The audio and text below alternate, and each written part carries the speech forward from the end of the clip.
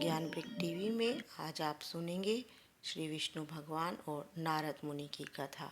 एक बार की बात है, श्री नारद बड़े ही तपस्वी और ज्ञानी ऋषि हुए, जिनके ज्ञान और तप की माता पार्वती भी प्रशंसक थी।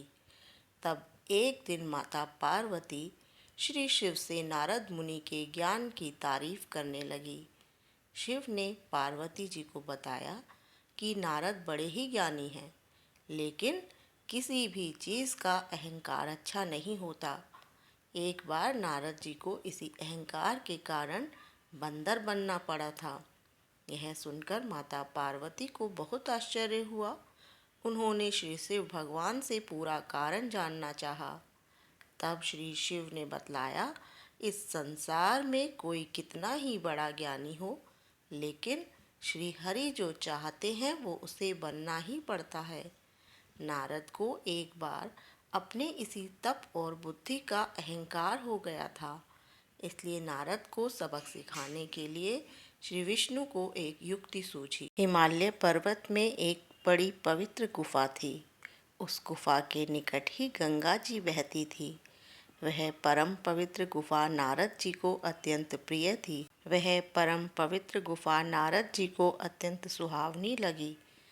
वहाँ पर के पर्वत, नदी और वन को देखकर उनके हृदय में श्री हरि विष्णु की भक्ति अत्यंत बलवती हो उठी। वे वहीं बैठकर तपस्या में लीन हो गए।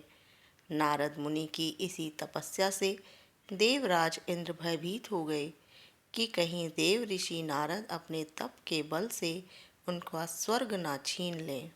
इंद्र ने नारद की तपस्या भंग करने के लिए कामदेव को उनके पास भेज दिया। वहां पहुंचकर कामदेव ने अपनी माया से वसंत ऋतु को उत्पन्न कर दिया। पेड़ और पत्तों पर रंग बिरंगे फूल खिल गए। कोयलें कूकने लगी, भौरे गुंजार करने लगे। कामअग्नि को भी भड़काने वाली शीतल मंद सुगंध सुहावनी हवा चलने लगी। रंभा आदि अप्सराएं नाचने लगी, किंतु कामदेव की किसी भी माया का नारद मुनि पर कुछ भी प्रभाव नहीं पड़ा। तब कामदेव को डर सताने लगा कि कहीं नारद मुझे शाप ना दे दे। इसलिए उन्होंने श्री नारद जी से क्षमा मांगी। नारद मुनि को थोड़ा भी क्रोध नहीं आया। उन्होंने कामदेव को क्षमा कर दिया। कामदेव वापस अपने लोक में चले गए। कामदेव के चले जाने पर नारद मुनि के मन में अहंकार हो गया कि मैंने कामदेव को जीत लिया। वहाँ से वे शिवजी के पास चले गए और उन्हें अपने कामदेव को हराने का हाल कह सुनाया। भगवान शिव समझ गए कि नारद मुनि को अहंकार हो गया है। शंकर जी ने सोचा कि यदि इनके अहंकार की बात विष्णु जी जान गए तो नारद जी के लिए अच्छा नहीं होगा। इसलिए उन्होंने नारद जी से कहा कि तुमने जो बात मुझे बताई है उसे श्री हरि को मत बताना। परंतु नारद जी को शिव जी की यह बात अच्छी नहीं लगी। उन्होंने सोचा कि आज तो मैंने कामदेव को हराया है और ये किसी को नहीं बताऊं, ऐसा तो नहीं हो सकता। नारद जी क्षीर सागर पहुंच गए और शिव जी के मना करने के बाद भी सारी कथा विष्णु भगवान को सुना दी। भगवान विष्णु समझ गए कि आज तो नारद को अहंकार ने घेर लिया है। अपने भक्त के अहंकार को वे सह नहीं पाते। इसलिए उन्होंने अपने मन में सोचा कि मैं ऐसा उपाय करूँगा कि नारद का घमंड भी दूर हो जाए और मेरी लीला भी चलती रहे। नारद जी जब श्री विष्णु से विदा लेकर चले तो उनका अभिमान और भी बढ़ गया। इधर श्री हरि ने अपनी माया से नारद जी के रास्ते में एक बड़े ही सुंदर नगर को बना दिया। उस नगर में शील निधि नाम का वैभवशाली राजा रहता था। उस राजा की विश्व मोहिनी नाम की बहुत ही सुंदर बेटी थी, जिसके रूप को देखकर लक्ष्मी भी मोहित हो जाएं। विश्व मोहिनी स्वयंवर करना चाहती थी, इसलिए कई राजा उस नगर में आए हुए थे। नारद जी उस नगर के राजा के यहाँ पहुँचे तो राजा ने उनका पूजन करके उन्हें आसन पर बैठाया। फिर उनसे अपनी कन्या की हस्तरेखा देखकर उसके गुण और दोष बताने के लिए कहा। उस कन्या के रूप को देखकर नारद मुनि वैराग्य भूल गए और उसे देखते ही रह गए। उस कन्या की हस्तरेखा बता रही थी कि उसके साथ जो विवाह करेगा वह अमर हो जाएगा, उसे संसार में कोई भी जीत नहीं सकेगा और संसार के समस्त जीव उसकी सेवा करेंगे। यह बात नारद मुनि ने राजा को नहीं बताई, उनसे छिपा ली और कहा राजा को अपनी ओर से बनाकर कुछ और अच्छी बातें कह दी। नारद जी ने सोचा कि कुछ ऐसा उपाय करना चाहिए कि यह कन्या मुझसे ही विवाह करे। ऐसा सोचकर नारद जी ने श्री हरि को याद किया और भगवान विष्णु उनके सामने प्रकट हो गए।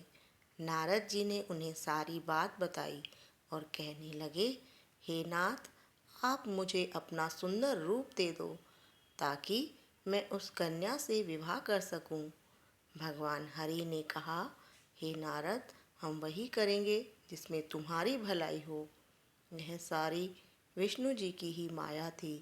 विष्णु जी ने अपनी माया से नारद जी को बंदर का रूप दे दिया, लेकिन नारद जी को यह बात समझ में नहीं आई कि वो बंदर बन चुके हैं।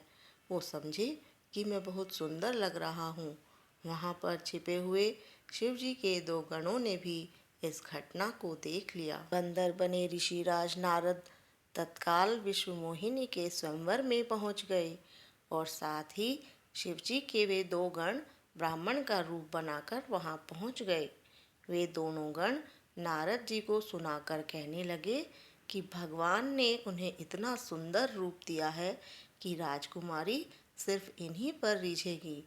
उनकी बातों को सुनकर नारद जी मन ही मन बहुत खुश हुए। स्वयं भगवान विष्णु भी उस स्वयंवर में एक राजा का रूप धारण करके आ गए।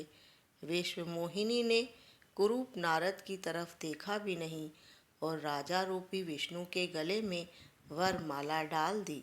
अपने मोह के कारण नारद मुनि की बुद्धि नष्ट हो गई थी। राजकुमारी द्वारा अन्य राजा को वरमाला डालते देखकर वे बहुत परेशान हो उठे। उसी समय शिवजी के गणों ने ताना कसते हुए नारद जी से कहा, जरा दर्पण में अपना मुंह तो देखिए। मुनि ने जल में झांक कर अपना मुंह देखा और अपनी कुरूपता देखकर गुस्सा हो उठे। गुस्से में आकर उन्होंने शिवजी के उन दोनों गणों को राक्षस हो जाने का शाप दे दिया। उन दोनों को शाप देने के बाद मुनि ने एक बार फिर से जल में अपना मुंह देखा तो उन्हें अब अपना असली रूप फिर से मिल चुका था। नारद जी को अपना असली रूप वापस मिल गया था, लेकिन भगवान विष्णु पर उन्हें बहुत गुस्सा आ रहा था, क्योंकि विष्णु के कारण ही उनकी बहुत हंसी हुई थी। वे उसी समय विष्णु जी से मिलने के लिए चल पड़े। उनकी मुलाकात विष्णु जी से हुई, जिनके साथ लक्ष्मी जी और विश्व मोहिनी भी थी। विष्णु जी को देखते ही नारद जी गुस्से में आ गए। उन्होंने कहा, आप दूसरों की खुशियाँ देख ही नहीं सकते। आपके भीतर तो ईर्ष्या और कपट ही भरा हुआ है। समुद्र मंथन के समय आपने श्री शिव को बावला बनाकर विष और राक्षसों को मदिरा पिला दिया और स्वयं लक्ष्मी जी और कौस्तुभ मणि को ले लिया। आप बड़े धोखेबाज और मतलबी हैं, हमेशा कपट का व्यवहार करते हैं। हमारे साथ जो किया है उसका फल जरूर पाओगे। आपने मनुष्य रूप धारण करके विश्व मोहिनी को प्राप्त किया है, इसलिए मैं आपको श्राप देता हूँ कि आपको मनुष्य जन्म लेना पड़ेगा। आपने हमें स्त्री से भी दूर किया है, इसलिए आपको भी स्त्री से दूरी का दुख सहना पड़ेगा। और आपने मुझको बंदर का रूप दिया, इसलिए आपको बंदरों की सहायता लेनी पड़ेगी। मुनि के शाप को श्री विष्णु ने पूरी तरह से स्वीकार कर लिया और उन पर से अपनी माया को हटा लिया। माया के हट जाने से अपने द्वारा दिए शाप को याद करके नारद जी को बहुत दुख हुआ, किंतु दिया गया श्राप वापस नहीं आ सकता था। इसलिए श्री विष्णु जी को श्री राम के रूप में मनुष्य बनकर अवतरित होना पड़ा। उन दोनों गणों ने जब देखा कि नारद अब माया से मुक्त हो चुके हैं तो उन्होंने नारद जी के पास आकर उनके चरणों में गिरकर कहा, हे मुनिराज, हम दोनों शिव के गण हैं। हमने बहुत बड़ा अपराध किया है जिसके कारण हमें आपसे श्राप मिल चुका है। अब हमें अपने श्राप से मुक्त होने की कृपा करें। नारद जी बोले, मेरा श्राप झूठा नहीं हो सकता, इसलिए तुम दोनों रावण और कुंभकर्ण के रूप में महान ऐश्वर्य, बलवान तथा तेजवान राक्षस बनोगे और अपनी भुजाओं के बल से पूरे विश्व पर विजय प्राप्त करोगे। उसी समय भगवान विष्णु राम के रूप में मनुष्य शरीर धारण करेंगे। युद्ध में तुम दोनों उनके हाथों से मारे जाओगे और तुम्हारी मुक्ति हो जाएगी।